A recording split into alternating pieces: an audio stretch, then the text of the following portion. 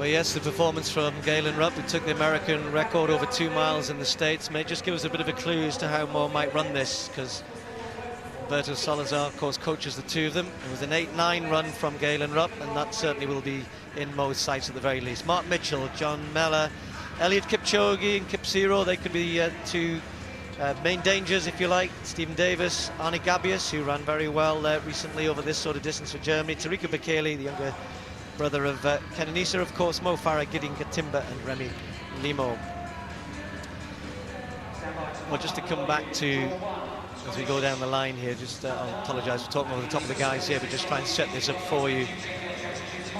This is 2 miles, 16 laps, and well, if you look at the world record, and there has been some talk of that, it is held, of course, by Kenenisa Bekele, who broke it here in 2008, but we go back to Haile Gebrselassie, who broke it in 2003, and it took Bekele 2 attempts to break that record. So it shows you how good a record it is, 8:4.35. And I think for Mo, that's going to be a really tough ask here. He'll have a go, I'm sure. They've asked for a fast pace. But going back to that Galen Rupp race in America, when he ran the 8 minutes and 9, he actually ran 8 seconds quicker for the second half of the race than the first. And apparently Alberto Salazar had asked him to go out steady and then come home strong.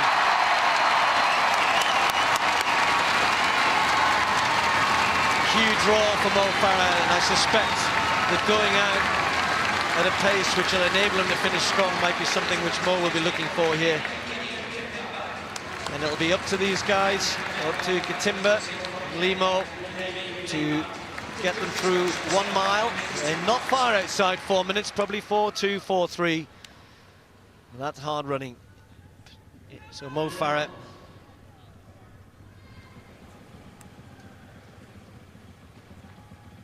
$16 ahead. And the crowd will play their part as he said they did for him in Glasgow. He's only had 1 race since then, which was actually a mile race in which he was, well, inadvertently tripped by his teammate James Brewer over in America. Got up and still ran around 3:57, which shows he's in pretty good shape. You fall down and still get up and run 3:57 for the mile. But this is going to be tough here today, because no one else is going to help him, I don't think. I don't think Kipchoge will want to help. I don't think Bekele will want to help. And if Mo wants to get a fast time here, he's going to have to hope that the pacemakers don't go silly and that they run at a good pace that he can work off. Well, Mo Farah's got some quality athletes behind him, and that makes it even more difficult, because at the end of the day, we're all looking for Mo Farah to win this race. Secondly, we're looking for him to run a fast one. And thirdly, we'd like to see him break some kind of record. The European record set 39 years ago today and still held by Emil Puttermans of 8 minutes and 13.2 seconds. But I'm sure Mo is going to be able to blow that away today. He's capable of running more than 10 seconds faster than that. But he's got Kenenisa Bekele's brother for company right behind him. Then he's got Eliud Kipchoge, the former world champion, behind him. And then he's got Kip Zero, the Commonwealth 5 and 10,000 meter champion, behind him. So he's got some quality athletes there. He is leading the bunch, but he just needs to take a little bit closer order. The pacemakers went through there quickly. Mo Farah, first 400 meters, 58.9 seconds, and that's quick. Yes, and for those of you who know the difference between the metric and imperial, of course it was 16 laps plus about 18 meters. And that 18 meters becomes important, because we talk about Brent's just given a lap time there, so obviously that was 400 meters exactly. It wasn't actually to the finish line, so we'll be watching that. Lap times are important, but Brent, that idea of running about not far, sort of 30.5, something like that, is going to be important. And you don't want to have too many laps where you're slipping way outside of that sort of pace. But coming back to what I said at the beginning, these guys have got to just keep an eye on where Mo is and try and help him through here, because, as I said, I don't think he's going to get much help from behind. He's a scout now, Mo Farah, and whether you're Kipchoge and all of his great, exploits in the past, they'll want to beat Mo Farah today, undoubtedly. That's absolutely right. And the thing is, he's sitting there on his own. When the pacemakers drop out, Mo will be in the lead. But the lap time there, the second 400 meters split, 1:59.7 for 800 meters, 60 seconds for Mo Farah for that particular lap. So he is running quickly. And remember, 2 miles, they're going to run close to 4 minutes for the first mile and try and run close to 4 minutes for the second mile. That puts the running, the quality of running here in perspective. We're now ignoring the pacemakers a little. It's Mo Farah really. He's the pacemaker, because that gap, all it's doing is guiding him along. It's not helping him along. And there they go through. 10 laps to go. Mo Farah, Bekele, Kipchoge and Kipsiro, 3 quality athletes there for the ride. Just a quick word about in the green vest there, Johnny Mellor, who's running very well, has gone with this pace there. He's got the chance of going to the world indoors. He's got to run for 3,000 meters, 7:50, and they'll take the time at 3,000 meters. So he's got the chance here if he can hang on to the likes of Gabius. He's doing it very bravely there, because he had no option really but to go with this quick pace. So just watch out for that as well. That third 400 meters slipped a little, 62.5 for Mo Farah, and I think he realised that. He suddenly accelerated and has gone a little bit closer to the pacemakers.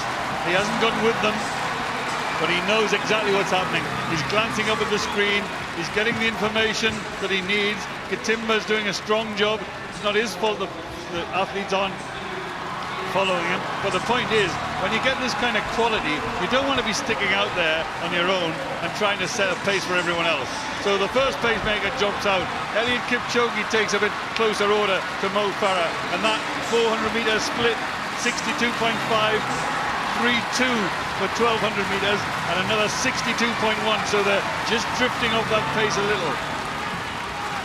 But I suspect that's what he probably thought would happen. I think 4.3, 4.4 would have been the target.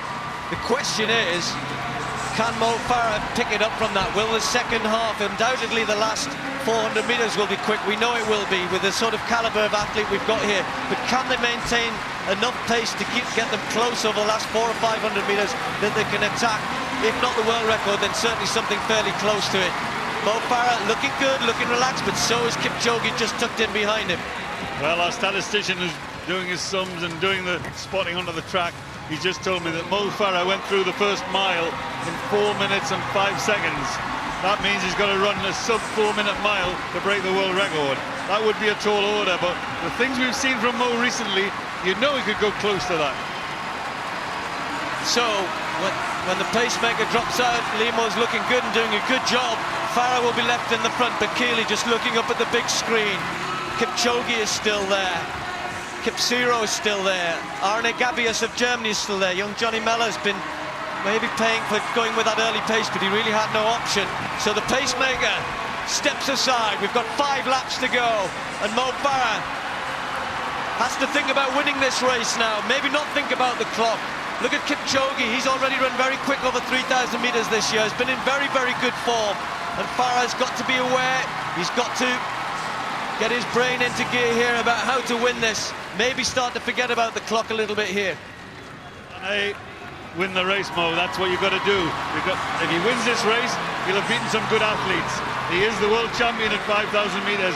And now he's being challenged by the brother of the world record holder at 5,000 meters, and that is Bekele, Tariku Bekele. Now, I think it's time for Mo just to settle, just to think about winning the race. Mo's got a terrific sprint finish. The time will come.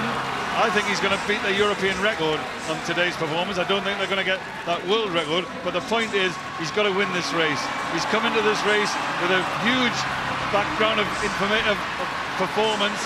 We know he's good shape. He's run a good 1,500 meters. Now he's being tested a little by Tariku Bekele. Well, Bekele knows he doesn't have the pace of Farah, Kipchoge or even Kipsiro, and that's why he's doing this. He just sensed that Farah was happy to just run at the front, and look at Mo just starting to rock a little bit here, but he's still close enough, and Bekele's really testing them here, putting his foot down, and there's just a little bit of daylight there, and if it gets any further, Mo Farah needs to be careful. Kipchoge doesn't know whether to go past him or not, just sensing that Mo Farah is just not closing that gap. So he moves into second place, and they've got less than 400 to go. Less than 400 meters remaining. A grimace by Mo Farah, a 60-second lap there by Tariku Bekele. Kipchoge, the double Commonwealth champion, comes into place, and Mo Farah struggling here. He's got a wall of athletes ahead of him. They're just over 200 metres to go. Mo looks a bit heavy today. He looks a bit tired. He's trying to run quick, and here he comes on the outside. Has he got the finish? Can he manage it from here? The bell sounds, 7:37, and here comes Mo Farah. The noise here is phenomenal. They're trying to cheer their man home, but he's got some work to do here. It was a big effort to move up, and Kipchoge responded. The former world champion, kicking hard and going away. Mo Farah with nothing left at this point. It's Eliud Kipchoge looking good at the moment. Farah's trying one last big effort, but it's not going to get him there. Kipchoge's going to win this. Farah's in second place. It'll be a new British record, a new European record for Mo Farah. But, and it's a big but, it is only February, but he won't like getting beat by Eliud Kipchoge, that's for sure. This is a man who we know over the years is right at the top of the world. He's been a former world champion. He's won plenty of medals at the Worlds and the Olympics. He's a great athlete, but he's the sort of athlete that Mo Farah these days would want to beat. And he'll be a bit disappointed, certainly not to have won in front of a home crowd. Nothing wrong with the time, really. That's still a good run. But as we were saying, Brent, during the race, sometimes you've got to think, let's just win this. I think I said earlier on in the season, keeping an unbeaten record is quite important. And there he goes, Eliud Kipchoge, the former world 5,000 metre champion, the reigning 5,000 metre world champion Mo Farah under pressure here. Bekele, the brother of the world record holder, he's struggling too. And Mo Farah's making a really desperate effort here. He's kicking, he's burrowing, he's digging deep. But Eliud Kipchoge is a class athlete. Kipchoge is a double Commonwealth champion. So let's face it, winning this race would have been good enough. But there goes Mo Farah, battling as ever, always gives 100%. 4:5.6 for the first mile, 4:2.5 for the second mile by Mo Farah. That suggests things are in good place, but I tell you, winning the race is important. And if he'd concentrated on winning the race, he may have been able to win it, but he was running for a time. Sometimes that's dangerous. But Mo Farah, as always, gives 100%, and I would say February, Olympic year, Mo, you're on good schedule. Don't worry about it. Well, the esteemed Brendan Foster saying you're on great schedule here in February for what's to come later in the year. How do you assess how it went there today, Mo? I was a bit disappointed with the race. Just felt a bit heavy, and I see myself on the front. Fell alright, but last K, just happened to work hard. But you showed what incredible guts you've got. You didn't give up to the last, you never do. You chase them down hard. Yeah, definitely, you can't give up and you've got to work hard, and thanks to the crowd and everybody supporting. Great reception I got. Oh, it was just one of the best ever. You're aware now, you are the crowd's favourite. Yeah, no, definitely. I just appreciate everyone's help, and I just got to keep working hard. Keep it going, all the best. Cheers, Phil. It was a tough field to beat, and for him to come second, the way he came second, I think he shouldn't be at all disappointed. And let's put it this way though, no athlete enjoys second place when you feel like you can win. And we got confirmation there of that result. Eliud Kipchoge running 8:07.39 for a personal best. Mo Farah there with the national record, but I think he'll be a bit disappointed.